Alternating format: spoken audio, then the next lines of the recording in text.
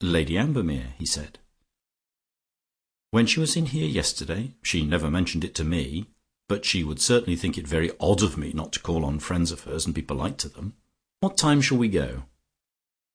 Georgie made up his mind that wild horses should not drag from him the fact that Olga's husband's name was Shuttleworth, for here was Lucia grabbing at his discovery, just as she had grabbed at Daisy's discovery, who was now her guru.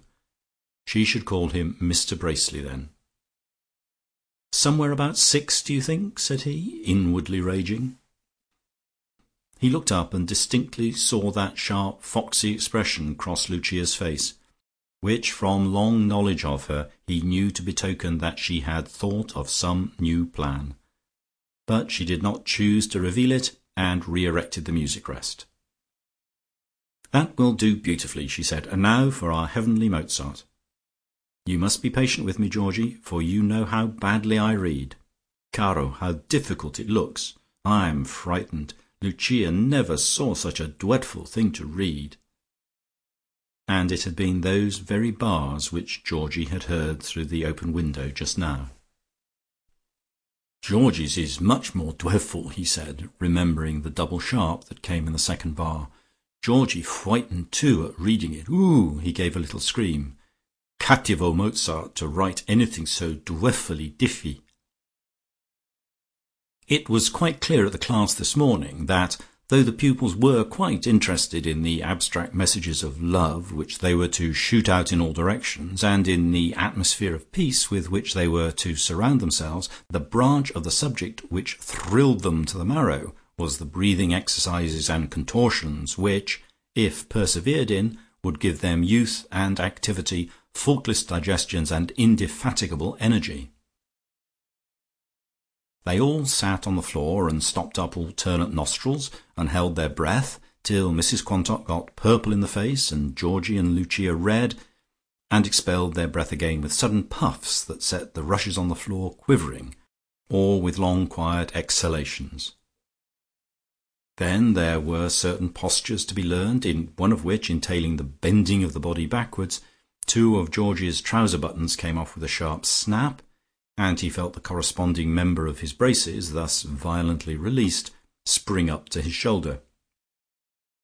Various other embarrassing noises issued from Lucia and Daisy that sounded like the bursting of strings and tapes, but everybody pretended to hear nothing at all, or covered up the report of those explosions with coughings and clearings of the throat. But apart from these discordances, everything was fairly harmonious indeed. So far from Daisy introducing discords, she wore a fixed smile, which it would have been purely cynical to call superior, when Lucia asked some amazingly simple question with regard to Om. She sighed, too, at intervals, but these sighs were expressive of nothing but patience and resignation, till Lucia's ignorance of the most elementary doctrines was enlightened. And though she rather pointedly looked in any direction but hers, and appeared completely unaware of her presence, she had not after all come here to look at Lucia, but to listen to her own, whatever Lucia might say, guru. At the end, Lucia, with her faraway look, emerged, you might say, in a dazed condition from hearing about the fastness of Tibet, where the guru had been in commune with the guides, whose wisdom he interpreted to them. "I feel such a difference already," she said dreamily. "I feel as if I could never be hasty or worried any more at all. Don't you experience that, dear Daisy?" "Yes, dear," said she. "I went through all that at my first lesson. Didn't I, Guru dear?" "I felt it too," said Georgie, unwilling not to share in these benefits, and surreptitiously tightening his trouser strap to compensate for the loss of buttons. "And am I to do that swaying exercise before every meal?" "Yes, Georgie," said Lucia, saving her guru from the trouble of answering. 5 times to the right and 5 times to the left, and then 5 times backwards and forwards. I felt so young and light just now when we did it that I thought I was rising into the air. Didn't you, Daisy?" Daisy smiled kindly. "No, dear, that is levitation," she said, "and comes a very long way on." She turned briskly towards her guru.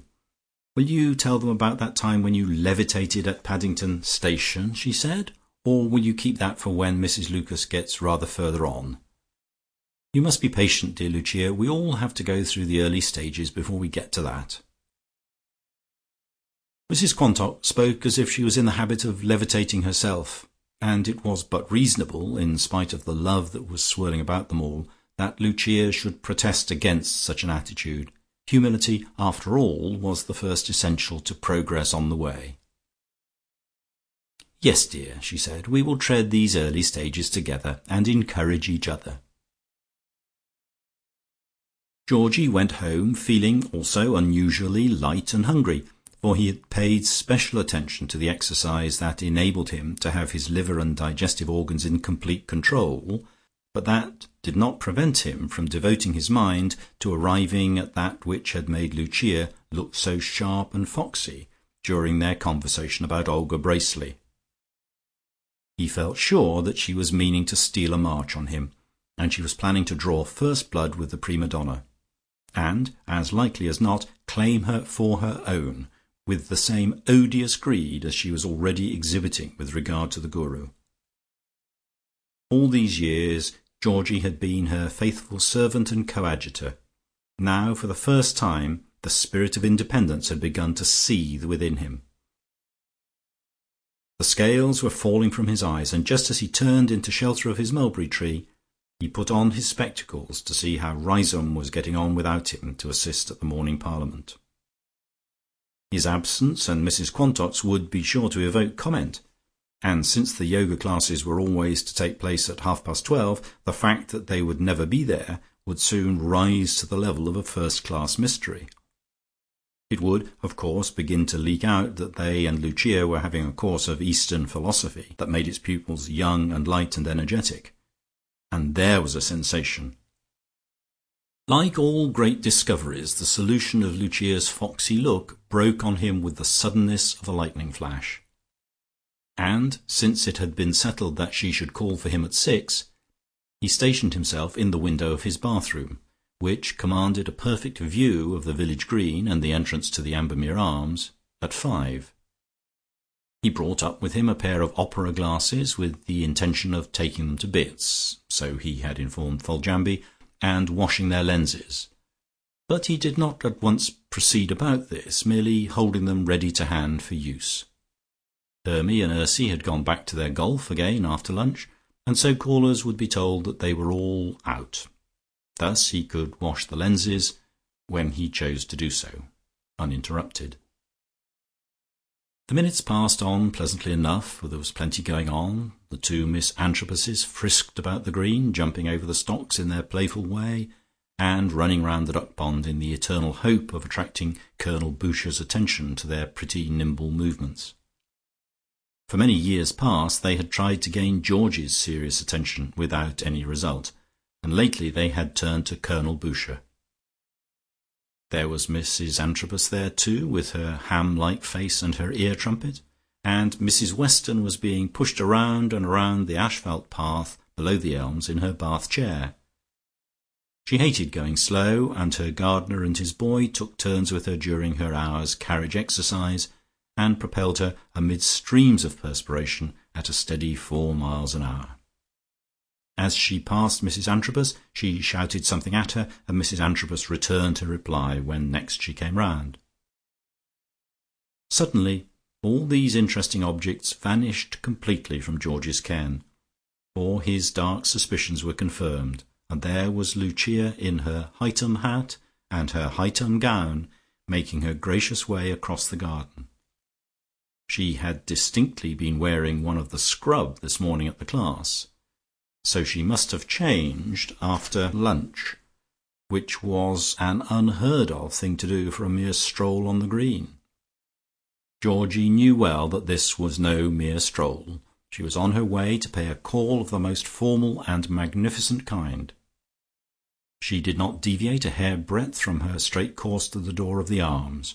She just waggled her hand to Mrs. Antrobus, blew a kiss to her sprightly daughters, made a gracious bow to Colonel Boucher, who stood up and took his hat off, and went on with the inexorability of the March of Destiny, or of Fate knocking at the door in the immortal Fifth Symphony.